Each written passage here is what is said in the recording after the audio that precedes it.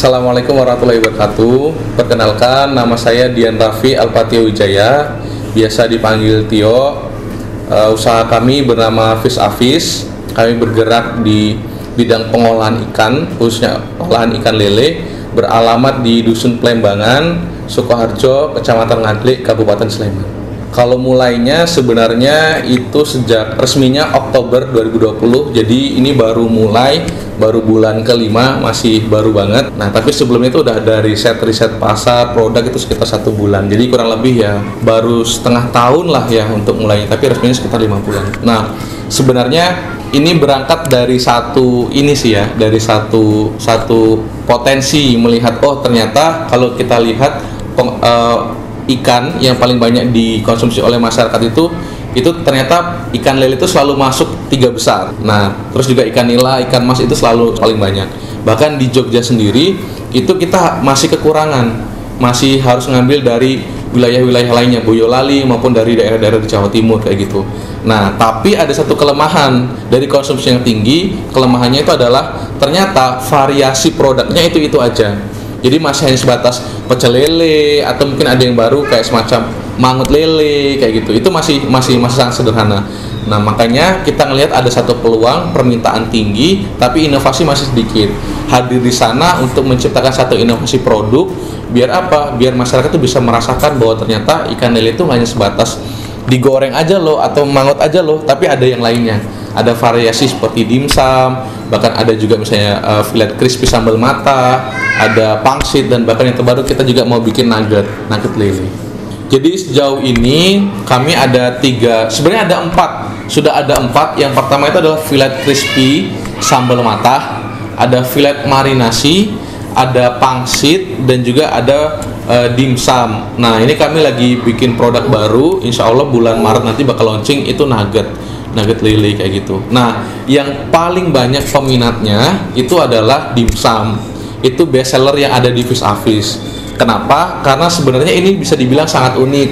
Biasanya kalau dimsum itu tuh hanya berbahan baku daging ayam, kalau nggak udang, ini dari ikan lele kayak gitu. Bahkan justru banyak orang yang nggak menyangka bahwa ternyata ikan lele itu bisa diolah menjadi dimsum kayak gitu. Jadi penjualan paling tinggi itu adalah dari dimsum itu sendiri. Nah, sebenarnya ketika itu tuh kita nggak terlalu ngeriset banget, oh ini dimsum itu tuh potensinya besar. Cuma sesimpel, oh lagi ngetren dimsum di Jogja, di Indonesia itu tuh lagi ngetren banget dimsum itu tuh. Padahal udah lama banget kan makanan ini tadi, cuman beberapa tahun terakhir ini dia naik kayak gitu. Nah, kami melihat bahwa variasi dimsum yang ada di pasaran itu nggak jauh-jauh dari udang dan ayam aja, dan kurang lebih rasanya tuh seperti itu aja, ada rasa ayamnya kayak gitu.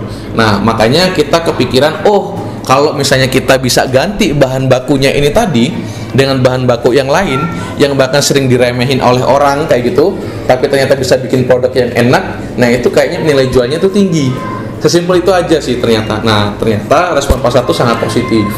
Kenapa pada akhirnya kita memilih dimsum? Karena kita ngelihat trennya, ternyata beberapa tahun terakhir itu dimsum itu ternyata positif. Ya, tentu namanya usaha tuh pasti ada naik turun.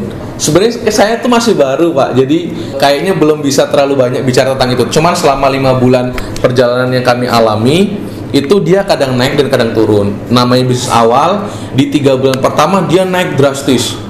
Penjualan itu luar biasa gitu. Tapi tetap di luar dari itu mulai turun. Nah, sekarang sebenarnya kami sudah mulai siasati lagi.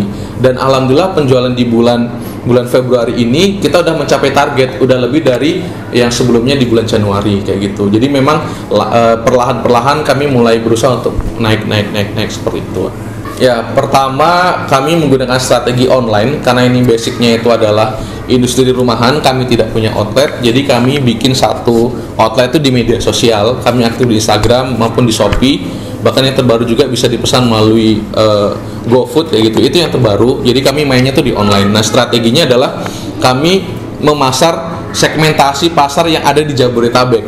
Nah, karena orang-orang yang butuh makanan yang mudah dimasak, yang nggak ribet, bahkan bisa dibilang lebih murah dari harga-harga yang ada di Jabodetabek. Nah, itu mereka sangat tertarik. Makanya sebenarnya pangsa pasar kami terbesar itu ada di Jabodetabek kayak gitu. Nah, tapi yang jangkauan yang paling luas, kami juga pernah ngirim ke Palembang, kami juga pernah ngirim ke Banjarmasin, Kalimantan Selatan, bahkan yang terbaru kami juga ngirim di Bandar Lampung di Sumatera. Nah, strateginya selain kami main di online, kami juga membentuk jejaring pemasaran. Karena kan kami juga sadar sih ya, karena masih baru, jadi butuh banyak orang untuk membantu pemasaran. Makanya kami bikin satu open reseller, kami juga bekerja sama dengan mitra-mitra dengan sistem titip. Mitra kami sejauh ini sudah ada di beberapa kota. Pertama itu ada di kota Jogja, ada juga di Bogor, ada di Depok, ada di Tebet, Jakarta Selatan, ada di Bandar Lampung. Jadi sudah ada beberapa kota-kota besar yang menjadi mitra kami seperti itu. Pertama, kesulitan itu adalah kadang naiknya bahan baku. Misalkan kami salah satu produknya itu ada yang sambal matah. Nah, ketika harga sambal kemarin itu, harga cabai itu 1 kilo 90.000, nah itu yang bisa jadi tantangan untuk kami. Jadi kami sedikit cari solusinya gimana caranya dengan harga yang tinggi ini tadi, tapi kualitas tetap terjaga seperti itu. Nah itu tantangan yang sering dihadapi, itu yang pertama. Terus yang kedua adalah karena ini frozen food dan dia punya keterbatasan masa produknya biar tetap baik. Jadi tantangan itu adalah di perjalanan ataupun di pengiriman. Sebenarnya banyak sekali orang-orang itu yang mau pesan, tapi ketika dicek ternyata jangkauannya di luar dari kemampuan kami. Kami itu hanya menyarankan kurang lebih 1 hari pengiriman atau maksimal 2 hari. Di luar dari itu kami tidak berani. Bahkan misalnya sempat ada yang dia pesan ke Riau, pesan juga ke Nusa Tenggara Timur. Nusa Tenggara Timur. Jadi banyak dari pulau-pulau itu juga. Bahkan ada yang minta juga kirim ke Sulawesi. Tapi kami belum mampu sampai ke sana karena keterbatasan jangka waktu produk ini tadi. Karena maksimal di perjalanan kurang lebih hanya 2 hari. Ya, yang pertama sebenarnya salah satu mimpi terbesar kami itu adalah meningkatkan kesejahteraan para pembudidaya. Jadi kami melihat satu problem bahwa ternyata pembudidaya itu menjual harga ikannya ini ke pengepul itu harganya sangat murah, jadi keuntungannya sangat sedikit. Nah, kami sebenarnya ingin sekali memperbanyak para jejaring mitra ini tadi, pembudidaya, agar mereka biar kami aja yang beli produknya dengan harga lebih tinggi di harga pasaran. Itu mimpi kami yang belum tercapai. Jadi biar kesejahteraan pembudidaya itu meningkat. Itu yang pertama. Terus yang kedua itu adalah mimpi kami sebenarnya olahan ikan ini tadi itu masuk ke seluruh segmentasi. Tidak hanya menengah ke bawah, tapi menengah ke atas juga. Kami ingin membuktikan bahwa ternyata image lele tadi itu yang katanya kotor, bau, itu bisa dibikin sedemikian rupa menjadi olahan yang baik, enak, dan premium. Kualitasnya juga terbaik seperti itu. Itu mimpi kami yang sampai hari ini masih belum tercapai dan kami terus berusaha untuk itu. Dan mimpi yang terakhir adalah sebenarnya kami ingin menjadi satu solusi problem solving di mana stunting di Indonesia itu bisa selesai, bisa teratasi dengan kebutuhan gizi yang dikonsumsi oleh anak-anak Indonesia. Karena dengan harga yang murah, tapi ternyata kandungan proteinnya tinggi, omega 3-nya juga relatif tinggi. Jadi kami ingin mencukupi kebutuhan gizi anak-anak di Indonesia agar tidak ada stunting lagi. Untuk teman-teman yang barangkali masih ragu untuk memulai usaha karena semua keterbatasan yang dimiliki, pengetahuan yang ada gitu. Saya tipe orang yang percaya bahwa mulai aja dulu itu lebih baik daripada hanya memikirkan, hanya menonton, hanya membaca. Saya sudah merasakan ada hal-hal yang tidak saya kuasai, tapi ketika saya udah mencoba, saya bisa menguasainya. Saya bisa kayak gitu. Jadi kalau mau ada bisnis apa, usaha apa, mulai aja dulu. Nggak harus langsung besar. Yang penting itu adalah mencoba. Karena kalau udah mencoba, kita bakal tahu, kita bakal belajar. Sekalipun nanti itu gagal, jangan sampai gagalnya kita tidak memiliki satu pembelajaran. Saya percaya kalau kita terus belajar, gagal sekalipun itu sangat berharga untuk kita. Makanya jangan pernah takut untuk mencoba, jangan pernah takut untuk gagal. Namanya bisnis, pasti ada risikonya untuk gagal, ada risikonya juga untuk menang.